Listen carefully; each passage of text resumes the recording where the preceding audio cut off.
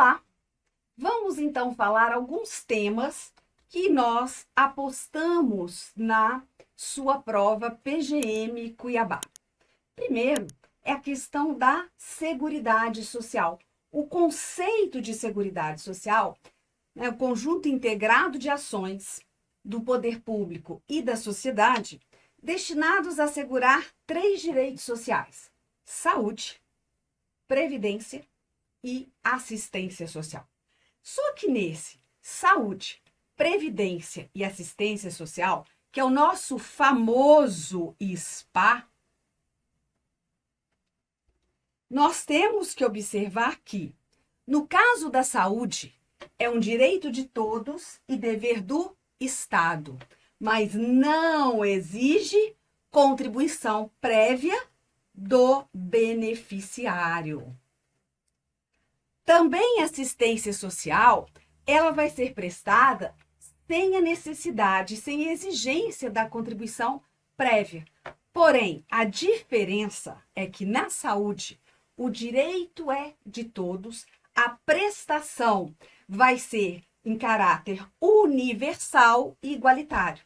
Só que na assistência, só vai haver a prestação assistencial ou serviço quando aquele indivíduo necessitar. E a previdência social, essa sim tem caráter contributivo, organizada sob a forma do regime geral de previdência social, com filiação obrigatória, devendo observar critérios que preservem o equilíbrio financeiro e atuarial. Então, essas características nos dão condições de fazer algumas questões. Bem, em relação aos princípios da Seguridade Social, ou também chamados de objetivos para a organização da Seguridade Social, nós vamos ter o da universalidade da cobertura e do atendimento, onde se busca a idealização, a seguridade social ideal, cobrindo-se todas as contingências sociais e atendendo a todos. Nesse princípio, ele tem um outro balizador, ele tem um outro princípio que funciona como um sistema de freio, contrapeso a este, que é o princípio da seletividade e distributividade na prestação dos benefícios e serviços. O princípio da seletividade e distributividade na prestação dos benefícios e serviços da Seguridade Social, ele vai ser direcionado mais a quem? Ao legislador, porque ele, diante de alguns obstáculos ou restrições, por exemplo, orçamentárias, ele vai ter que escolher, selecionar aquelas contingências que são mais urgentes e necessárias a serem atendidas. E aí distribuir os benefícios a quem mais necessita. Como exemplo do princípio da seletividade e da distributividade, nós temos na Previdência Social dois benefícios: o salário família e o auxílio reclusão. Outro princípio é o princípio da uniformidade e equivalência dos benefícios e serviços às populações urbana e rural. Bem, aqui nós estamos falando de uniformidade e equivalência. Mas, professora, no regime geral de previdência social, o trabalhador urbano ele se aposenta com idade menor do que o trabalhador rural se aposenta com idade menor do que o trabalhador urbano. Sim, mas isso não ofende tal princípio. Por quê? Tratar igualmente aquelas que estão em situação semelhante. Tratar desigualmente os desiguais. E a própria Constituição é que traz essa redução na idade para o trabalhador rural. O outro princípio é o princípio da irredutibilidade do valor dos benefícios. Neste caso, como é um princípio da Seguridade Social, ele vai atingir o valor nominal dos benefícios. Então, ele não pode ter redução. Diferente de um princípio que é só para a Previdência, que é o princípio da preservação do valor real dos benefícios. No caso dos benefícios previdenciários, a Constituição assegura a sua irredutibilidade real, ou assegura a preservação do seu poder aquisitivo, conforme critérios definidos em lei. Não há, nesse caso, a vinculação do valor dos benefícios ao número de salários mínimos. Bem, o outro princípio é o princípio da equidade na forma de participação no custeio. Sim, um princípio voltado ao custeio da Seguridade Social. E esse princípio dá condições para que as alíquotas das contribuições das empresas para a Seguridade Social sejam diferenciadas em razão da atividade econômica, do uso intensivo de mão de obra, do porte da empresa ou da condição estrutural do mercado de trabalho. Entre os próprios segurados, também outros contribuintes da Seguridade Social, nós temos alíquotas diferenciadas, né? Olha, o empregado não tem as mesmas alíquotas que tem o contribuinte individual. Também como princípio da parte de financiamento, nós temos o da diversidade da base de financiamento, onde a Seguridade Social, ela não será financiada por uma única fonte de recursos. Eu tenho financiamento com recursos provenientes dos orçamentos da União, dos estados, do DF e dos municípios, onde a receita para a Seguridade Social, no caso dos estados, DF e municípios, integram o seu próprio orçamento, não integrando o orçamento da União.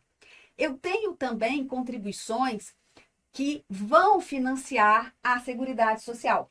Contribuições das empresas, dos empregadores, sobre folha de salários e demais rendimentos, a pessoas que prestam serviço a eles, mesmo sem vínculo empregatício, sobre o lucro, sobre a receita ou faturamento, e contribuições do trabalhador e dos demais segurados, contribuição incidente sobre a receita de concursos de prognósticos, contribuição do importador e, com a reforma tributária, contribuição incidente sobre bens ou serviços na forma da lei complementar.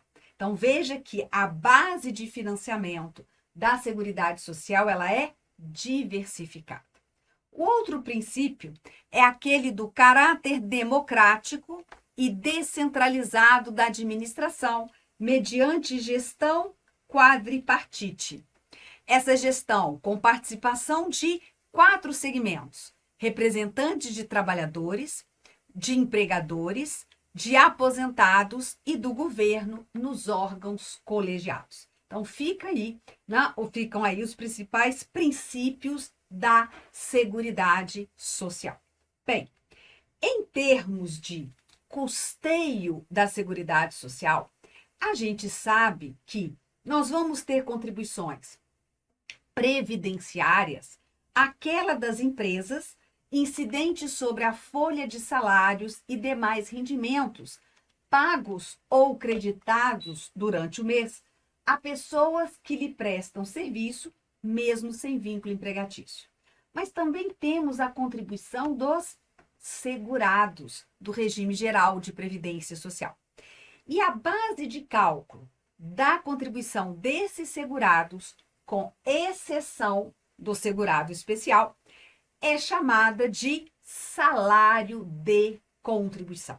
Então, eu posso dizer que o empregado doméstico, o trabalhador avulso, o contribuinte individual e o segurado facultativo vão contribuir aplicando-se uma determinada ou determinadas alíquotas ao seu salário de contribuição. É muito comum, e a aposta é maior nesse sentido, né, você identificar quais são as parcelas que integram ou que não integram o salário de contribuição.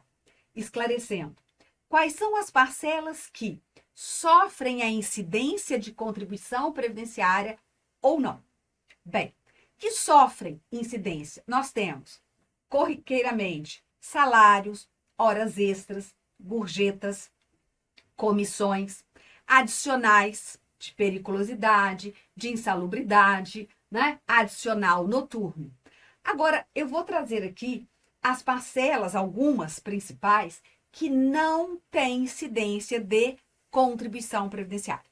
Veja a primeira. Olha, os benefícios do regime geral de previdência social. Sim, exceto o salário maternidade. Em relação aos benefícios do regime geral, você vai colocar para mim aposentadorias e pensão por morte estão imunes à contribuição previdenciária.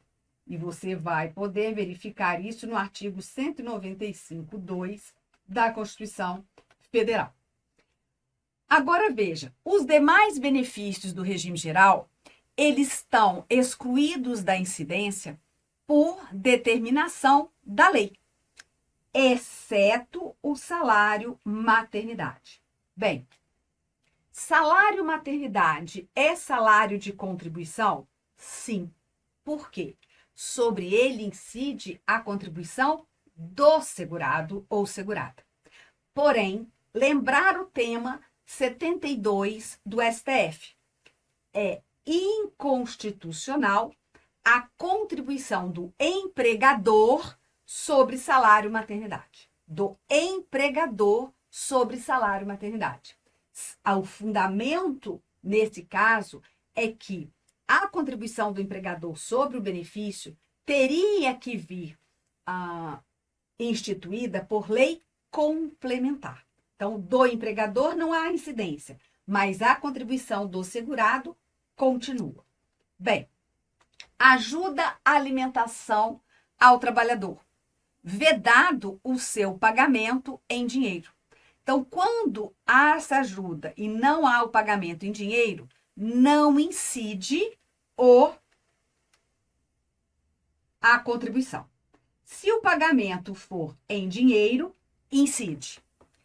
Agora, cuidado, a parcela que é descontada da remuneração do servidor para custear essa ajuda à alimentação, esse vale alimentação, o STJ já se manifestou, é remuneração. Então, portanto, incide contribuição previdenciária. Vale transporte. Vale transporte pago em dinheiro ou não, não incide contribuição previdenciária.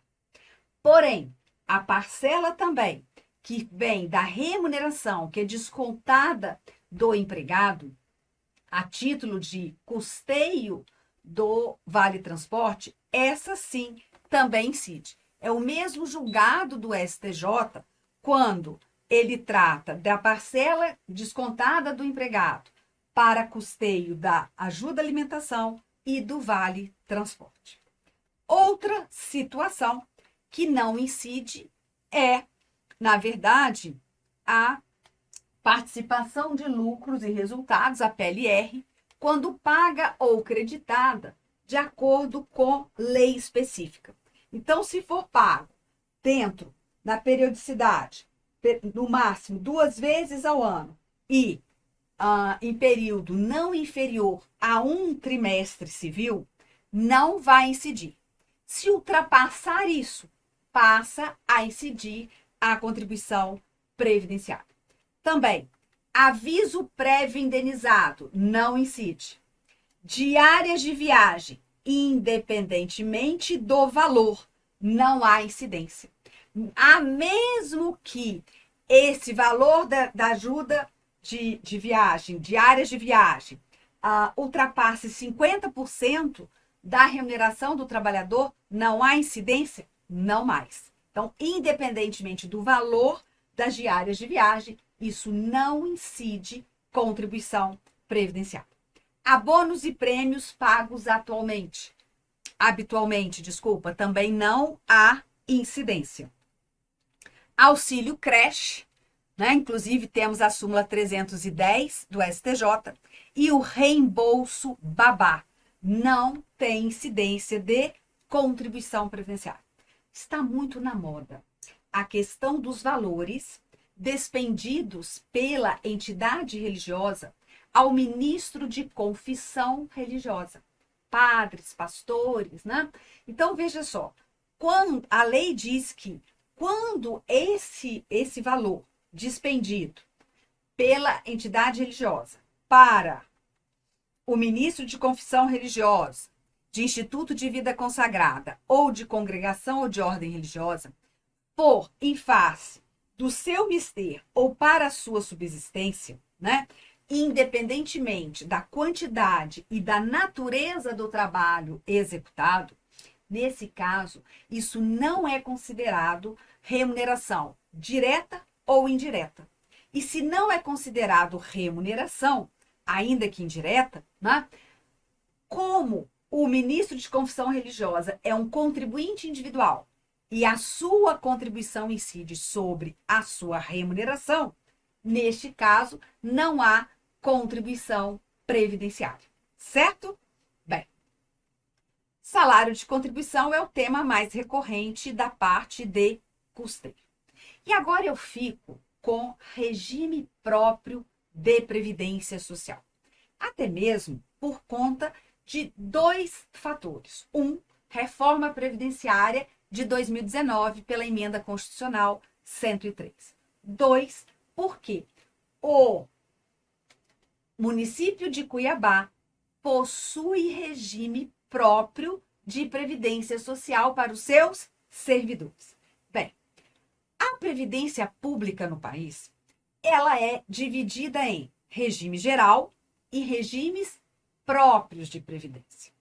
Os regimes próprios de previdência têm as seguintes características. Bem, eles vão amparar servidores titulares de cargos efetivos.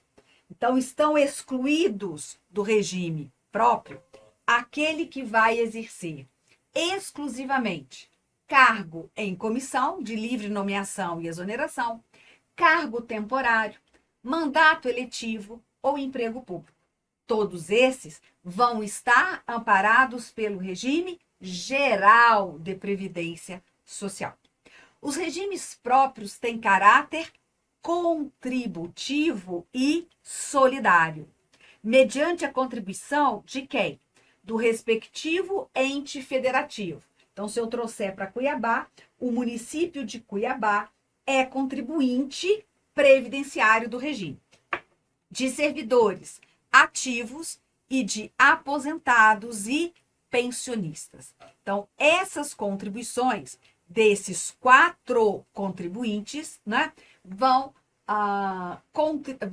financiar o regime próprio de previdência dos servidores efetivos. Além disso, cada regime próprio deve observar critérios que preservem o equilíbrio financeiro e atuarial, tá?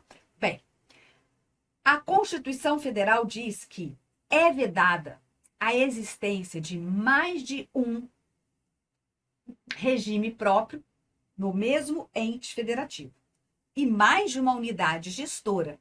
Então, uma única unidade gestora de regime próprio, abrangendo, no caso, né, todos os poderes, órgãos, entidades autárquicas e fundacionais. Então, vedada a existência de mais de um regime próprio de previdência social. E mais, com a reforma de 2019, restou vedada a criação de novos regimes próprios de previdência. Portanto, já haviam instituído seus regimes próprios a União, todos os estados da Federação, o Distrito Federal e muitos municípios, como o município de Cuiabá. Mas existem municípios que não criaram até a publicação da emenda 103 e agora não poderão mais. Então, dizer que é obrigação de cada ente federativo instituir regime próprio para os seus servidores já está errado. Normas gerais sobre funcionamento, organização e gestão dos regimes próprios passou a ser matéria de lei complementar federal. Nós temos a Lei 9.717, uma lei ordinária, que ganha, então, status de lei complementar. Então, até que venha outra lei, uma lei complementar a respeito, fica valendo a 9.717, combinada com a emenda constitucional 103. Bem, outra modificação, também muito cobrada, é que o regime próprio de previdência social só pode conceder aposentadorias e pensão por morte. Então, o rol de benefícios ficou limitado para a concessão de aposentadorias e pensão por morte. Qualquer outro evento vai ser coberto pelo orçamento do próprio ente federativo.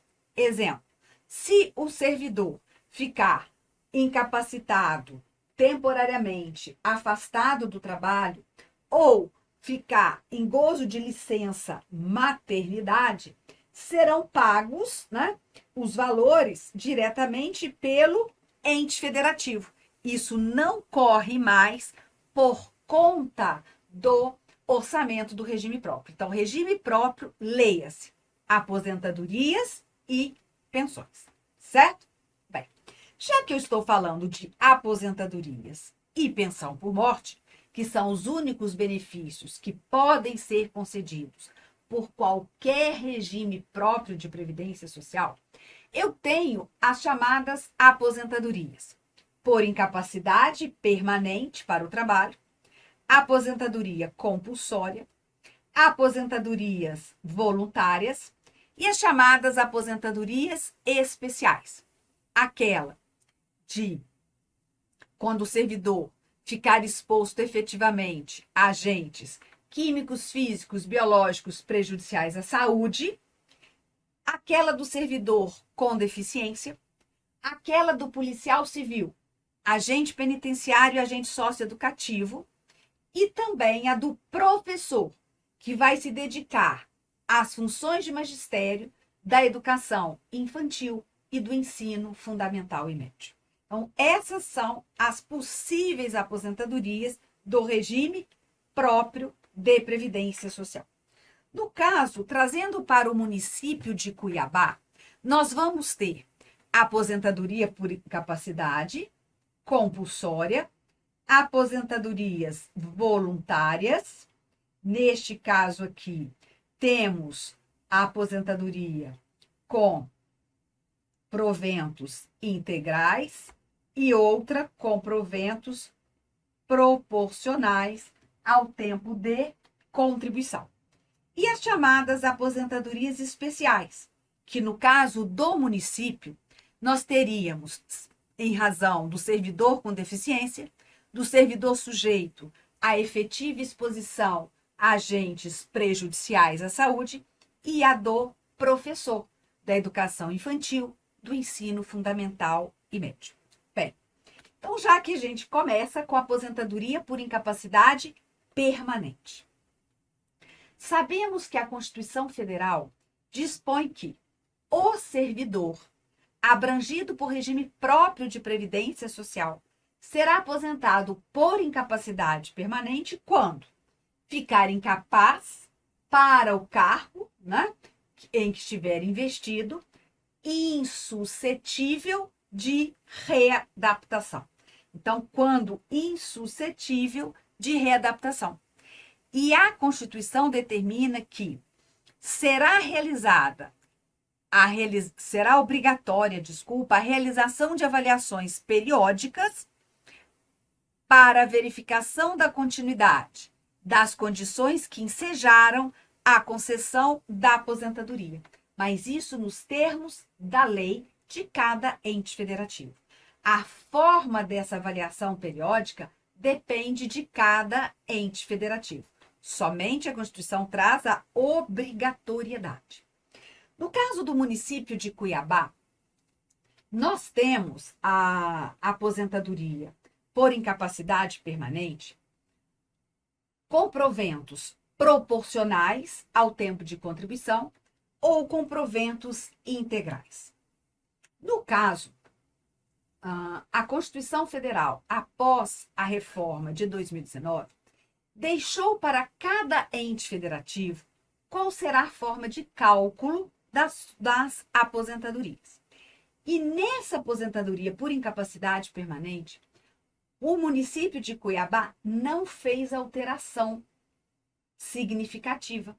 Ele continua com a regra anterior de proventos proporcionais ao tempo de contribuição, como regra, e proventos integrais quando aquela incapacidade for decorrente de tuberculose ativa, alienação mental, neoplasia maligna, que é o câncer, cegueira, hanseníase, paralisia irreversível incapacitante, cardiopatia grave, doença de Parkinson, espondiloartrose anquilosante, nefropatia grave, osteite deformante, AIDS, contaminação por radiação, lúpus ou outra doença rara, desde que incapacitante, e outras que forem indicadas em lei, ou então proventos integrais em razão de acidente do trabalho ou moléstia profissional.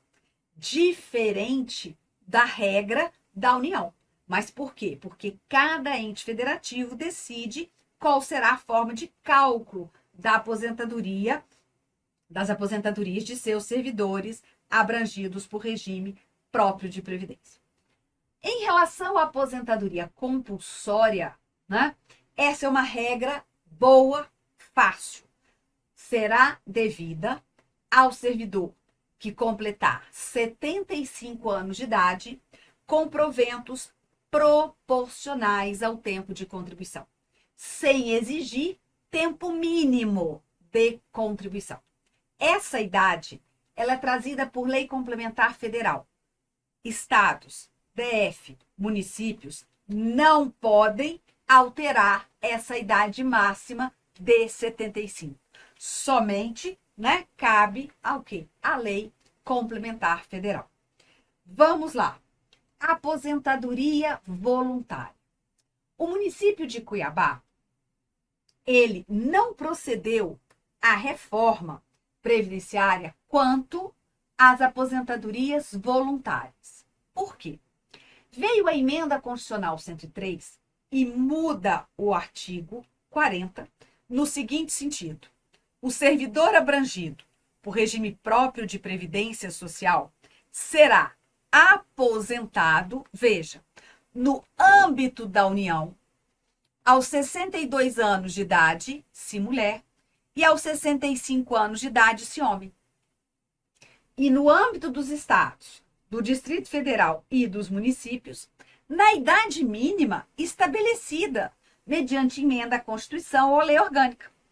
Então, para o município de Cuiabá, se ele tiver que alterar a idade mínima, ele teria que fazer uma reforma na sua lei orgânica, tá? Na sua lei orgânica. Então, veja essa situação.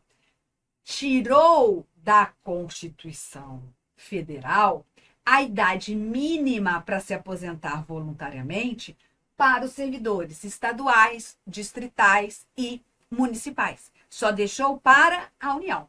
E para todos esses entes federativos, em relação ao tempo de contribuição e os demais requisitos, ficou por conta da lei complementar de cada ente federativo. Então, olha, tempo de contribuição, por exemplo, cabe à lei complementar. Não mais está tudo na Constituição Federal. Pois bem, a emenda constitucional diz que, enquanto não é modificada essa regra, aplicam-se as regras constitucionais e infraconstitucionais vigentes anteriormente à publicação da Emenda 103. O município de Cuiabá tem 2 tipos de aposentadorias voluntárias. 1, com proventos integrais. 2, com proventos proporcionais ao tempo de contribuição. Com proventos integrais, exige idade mínima do servidor de 60 anos, se homem, 55 se mulher. Aos 35 anos de contribuição, se homem, e aos 30 anos de contribuição, mulher. Sendo que para ambos tem que completar 10 anos de tempo mínimo de efetivo exercício, né, no serviço público e 5 anos no cargo em que se dará a aposentadoria.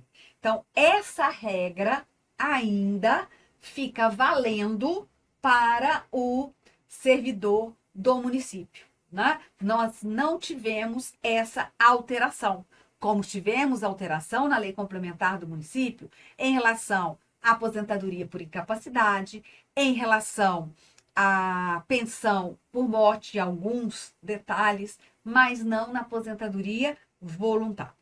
Com proventos proporcionais ao tempo de contribuição, também chamada aposentadoria por idade, vai exigir do servidor idade mínima, 65 anos para o homem, 60 anos para a mulher. 10 anos de efetivo exercício no serviço público e 5 no cargo efetivo em que se dará a aposentadoria. Você veja aí que, nesse caso, são proventos proporcionais ao tempo de contribuição. Eu não exijo aqui 35, 30, 30, 25, não. Eu só exijo tempo de exercício no serviço público, tempo no cargo e a idade. E essa idade é maior, 65 para o homem, 60 para a mulher. Bem, eu tenho aqui uma aposentadoria especial ou chamada aposentadoria voluntária do professor. Esse professor que vai se dedicar exclusivamente às funções de magistério na educação infantil, no ensino fundamental e no ensino médio. Neste caso, como não houve alteração, nós vamos diminuir 5 anos na idade mínima e no tempo mínimo de contribuição em relação às regras normais. Veja, aqui eu tenho para a aposentadoria voluntária com proventos integrais, regra comum, 60 anos, homem, 35 anos de contribuição. Mulher, 55 e 30 anos de contribuição. Então, eu vou diminuir 5 para o professor da educação infantil, do ensino fundamental e médio. Então, vamos ser homem, professor, 55 anos e 30 anos de contribuição. Professora, 50 anos de idade e 25 anos de contribuição no magistério. Além daqueles 10 anos de efetivo exercício de serviço público e 5 no cargo em que se dará a aposentadoria, certo? Bem, nesse caso aqui, os proventos são integrais. E as funções de magistério são também consideradas aquela de direção escolar e as funções de coordenação e assessoramento pedagógicos. Se eu tiver um professor de ensino superior, né, esse fica na regra comum e não na regra especial do professor. Bem, pensão por morte. Pensão por morte.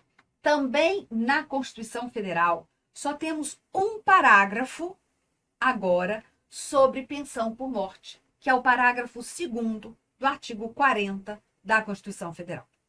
Antes, a forma de cálculo da pensão por morte era a mesma para todos os servidores de regime próprio. Agora não.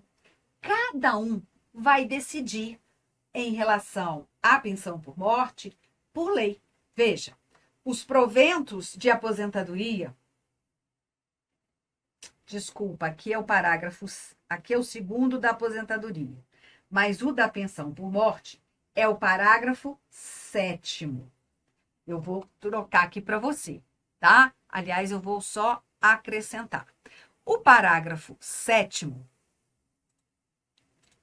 ele vem dizendo que, vamos colocar aqui para você, o parágrafo 7º, ele vai nos dizer que a pensão por morte, assegurado o valor mínimo para aquele que tem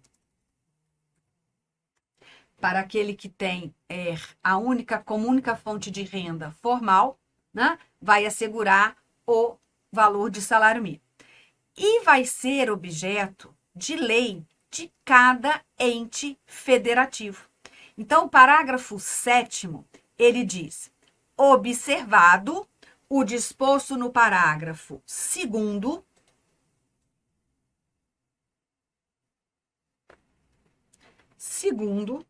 ou seja, do artigo 201, ou seja, observado, no caso, o valor de um salário mínimo, quando se tratar da única fonte de renda formal auferida pelo dependente, o benefício de pensão por morte será concedido nos termos de lei, tá? Nos termos de lei, deixa eu colocar aqui para você, do respectivo ente federativo. Então, veja só, a pensão por morte será concedida nos termos de lei do respectivo ente federativo. Então, cabe ao município de Cuiabá decidir como é que vai ser concedida a pensão por morte, inclusive quanto ao seu valor. Se ele não alterou, não fez uma modificação após a emenda constitucional 103, ficam as regras anteriores. E é exatamente o que o município de Cuiabá deixa. Ele, na verdade, traz como dependentes daquele servidor, né, os beneficiários da pensão por morte, esses dependentes divididos em 3 classes. Na primeira classe estão cônjuge, companheiro e companheira. Filho, solteiro não emancipado, presta atenção aqui, desde que não tenha atingido a maioridade civil. Ou inválido. Esses dois têm dependência econômica presumida. Agora, o enteado e o menor tutelado, que não tenha atingido a maioridade civil, ou inválido, desde que comprovada a dependência econômica do servidor, vão se equiparar a filho. Tá? Então, eles vão estar na classe equiparada a filho, só que eles têm que comprovar a dependência econômica. Já o filho, o cônjuge, companheiro ou companheira, tem dependência econômica presumida. Na segunda classe, nós temos os pais. E na terceira, o irmão solteiro, não emancipado, vejam, desde que não tenha atingido a maioridade civil ou inválido, que comprove dependência econômica com o segurado. Então, os pais e o irmão, segunda e terceira classe, respectivamente, precisam, para ter direito ao benefício, comprovar a dependência econômica na data do óbito do servidor. Agora, só vão ter direito se não houver ninguém na classe superior. Então, havendo dependentes na classe primeira, esquece classe segunda e terceira. Então, eu não vou ter concessão de pensão por morte, por exemplo, para a esposa dividindo com a mãe do servidor. Por quê? Porque são de classes distintas, tá? São de classes distintas. Bem, qual é o valor da renda mensal da pensão por morte devida em razão do falecimento do servidor. É a regra anterior à reforma. Não fizeram. Se o servidor, quando falece, já era aposentado, o valor da pensão por morte será equivalente ao valor da sua aposentadoria, limitado ao teto do INSS, ou seja, limitado ao valor máximo estabelecido para os benefícios do regime geral, acrescido de 70% da parcela que excede a este limite. Cuidado, não é que reduz em 30% da aposentadoria o valor da pensão. Não. O valor total é, primeiro, até o limite do regime geral, a parcela que exceder, aí aplica-se 70%. Veja, nesse caso, ele está aposentado. Mas se não fosse aposentado, qual será a base de cálculo? Veja, o valor da totalidade da remuneração do servidor ativo, efetivo, que se deu o falecimento. E aí, também até o limite máximo estabelecido para os benefícios do regime geral, acrescido de 70% sobre a parcela que exceder este limite. Esta pensão será dividida em partes iguais para os dependentes habilitados. Então, se eu tenho esposa e um filho de 5 anos, vai ser metade para cada um. Se eu tenho a esposa e 3 filhos, todos menores, né, civilmente, nós vamos dividir o benefício em 4 partes iguais, certo?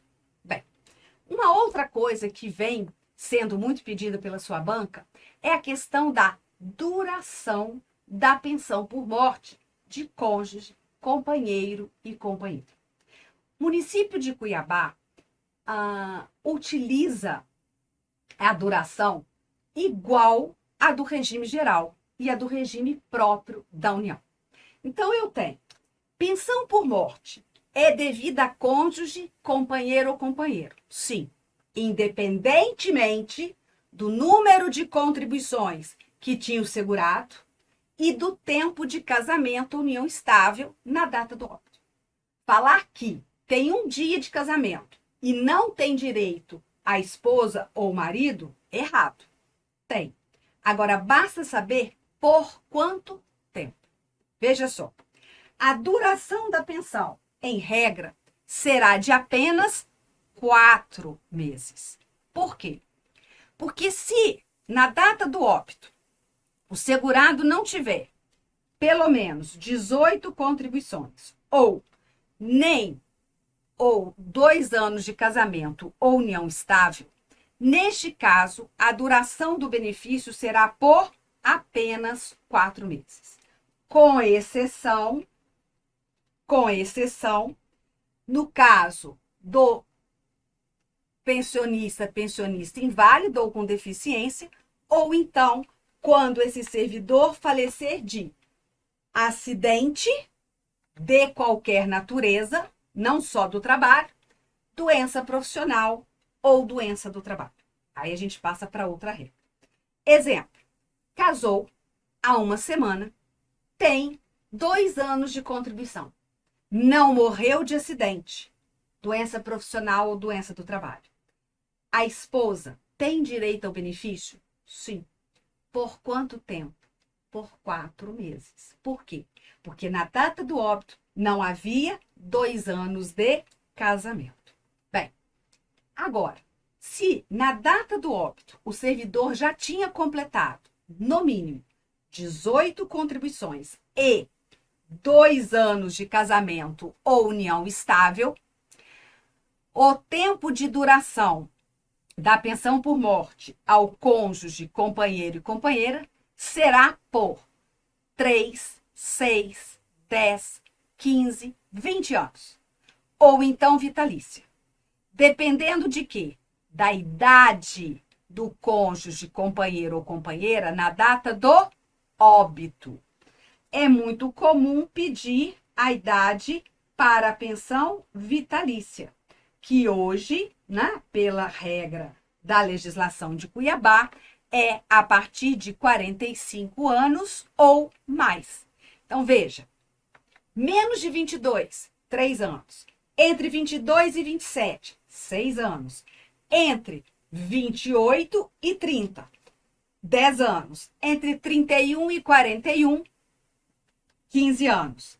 Entre 42 e 44, 20 anos. E a vitalícia se tiver 45 anos ou mais. Isso é a regra do E. 18 contribuições e 2 anos de casamento ou união estável. Agora, se por acaso o servidor morrer de acidente, doença profissional ou doença do trabalho, ainda que ele não tenha cumprido a regra do E, 18 contribuições e no mínimo 2 anos de casamento ou união estável, também eu vou aplicar essa tabela de 3, 6, 10, 15, 20 anos ou vitalícia. Olha, mesmo que não haja 18 contribuições e o casamento não tenha 2 anos até a data do óbito. Mas por quê? Porque o óbito foi decorrente de acidente. Então, se na sua prova vem uma situação em que aquele servidor morreu de acidente, sai 4 meses. Vai para a tabela. E aí, para isso, eu vou precisar da idade do cônjuge, companheiro ou companheira na data do óbito do servidor. Bem, se esse cônjuge, companheiro ou companheira for inválido ou com deficiência, nós vamos deixar a pensão do servidor, por morte do servidor, até que seja afastada a deficiência ou cessada a invalidez, mas garantindo aqueles prazos que nós aprendemos. 4 meses, 3, 6, 10, 15, 20 anos, caso, né, se não inválido ou com deficiência, já teria mesmo o direito, certo? Bem, agora eu vou passar por outro tema, porque provavelmente é uma questão de prova, que é a contagem recíproca do tempo de contribuição. Por que isso?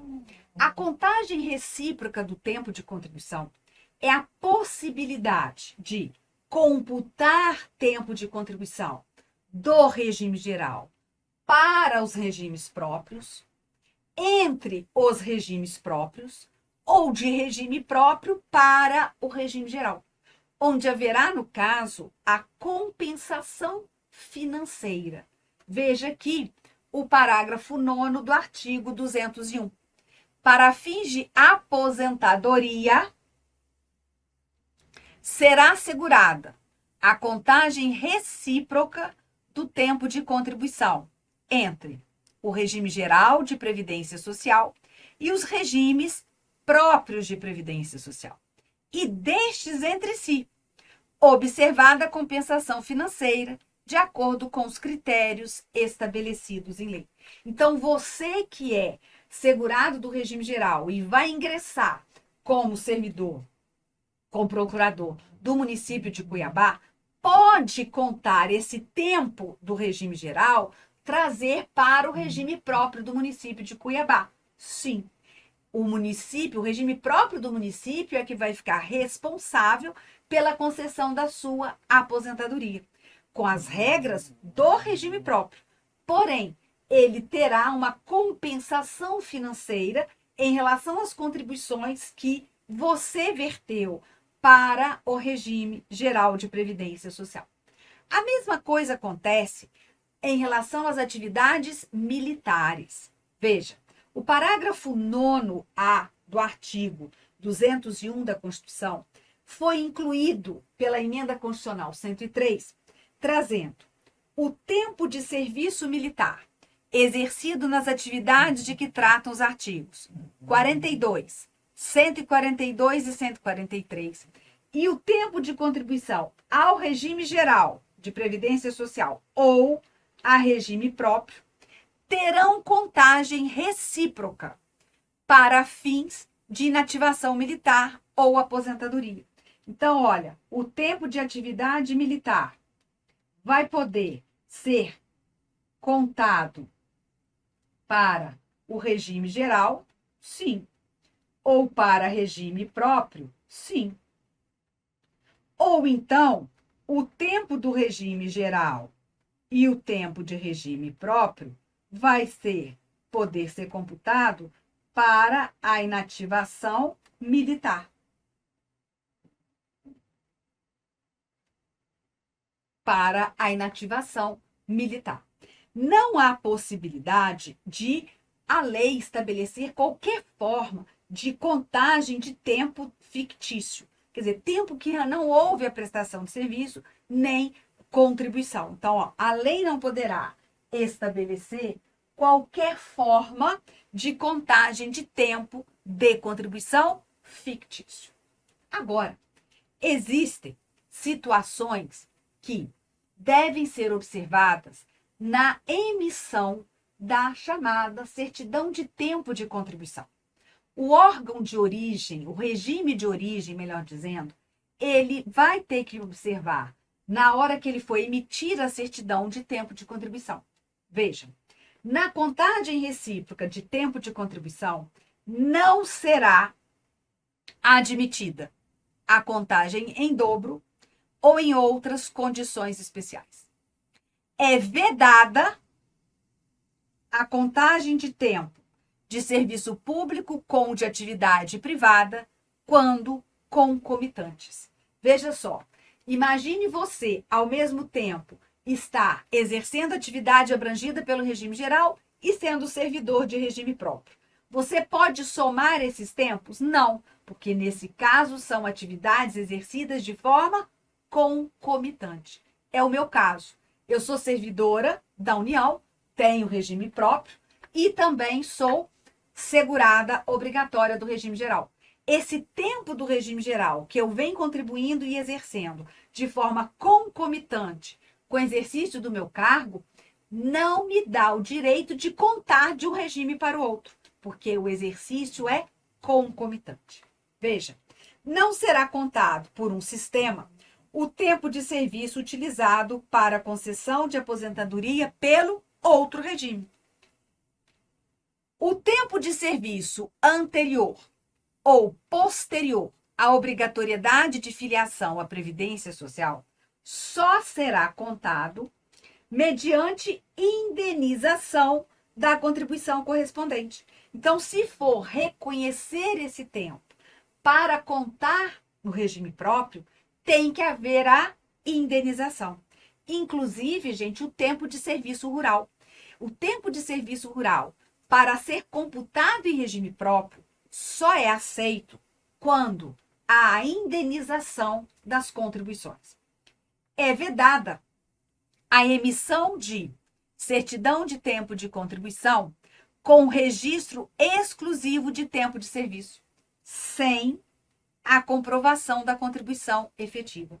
Então, tem que ter ali a comprovação de que houve contribuição, exceto no caso de empregado, empregado doméstico e trabalhador avulso. Por quê?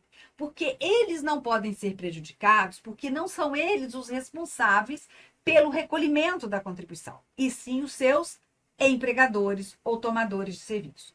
Também, exceto na situação do contribuinte individual que prestar serviço à empresa e esta for responsável pela retenção e recolhimento da contribuição do contribuinte individual. Isso a partir de abril de 2003. A CTC somente poderá ser emitida por regime próprio para ex-servidor. Chamar a sua atenção. Imagine um servidor do município de Cuiabá que completa as condições para se aposentar, mas ele tem muito mais tempo de contribuição. Então, o que ele quer? Ele quer que o regime próprio emita uma certidão do tempo de contribuição que ele tem em excesso, para ele jogar para o regime geral. É possível? Não. Só se ele não for mais servidor, aí ele pode levar o tempo para o regime geral. Por isso diz, somente pode ser emitida para ex-servidor, tá? É vedada a contagem recíproca de tempo de contribuição do regime geral por regime próprio, sem a emissão da CTC correspondente. Ainda que o tempo de contribuição referente ao regime geral tenha sido prestado pelo servidor público ao próprio ente instituidor. Olha só, eu estou trabalhando para o município de Cuiabá. Num período que nem existia o regime próprio. Esse tempo de contribuição vai ser computado se o INSS emitir a CTC. Ainda que o município saiba, não pode. Por quê? Contagem de regime geral para regime próprio tem que haver a CTC emitida pelo INSS. E, finalmente, a última observação. É vedada a desaverbação de tempo em regime próprio de previdência social quando o tempo averbado tiver gerado a concessão de vantagens remuneratórias ao servidor público em atividade. Imagine, eu pego um tempo do regime geral e faço computar no regime próprio. Com isso, eu consigo algumas vantagens remuneratórias. Depois eu vejo que aquele tempo não era necessário e eu peço a desaverbação. Não é possível, porque eu utilizei aquele tempo para receber vantagens remuneratórias, certo? Então fica aí mais essa dica. Para fechar, eu só vou falar de uma decisão do Supremo que, em relação à licença maternidade, nós tivemos a seguinte decisão: a servidora ou a trabalhadora em união homoafetiva não gestante, a trabalhadora ou servidora não gestante em união homoafetiva tem direito à licença maternidade, se a outra não tiver. Se a outra tiver direito, essa não gestante tem direito à licença paternidade, tá? Eu sei que isso não é regra de regime próprio, mas essa decisão mais recente pode estar na sua prova, até porque você, procurador, vai lidar, né? Vai lidar com situações de que licença maternidade de servidoras que possivelmente estiverem em união homoafetiva, tá ok? Olha, eu agradeço imensamente a vocês, desejo a melhor prova que vocês puderem e pensem, vocês fizeram o que tinha que ser feito. Vão para a prova com tranquilidade, fazendo uma questão após a outra e sem desespero. Se você estiver mais calmo, até mesmo a questão fica mais fácil. Tudo de bom. Muito obrigada.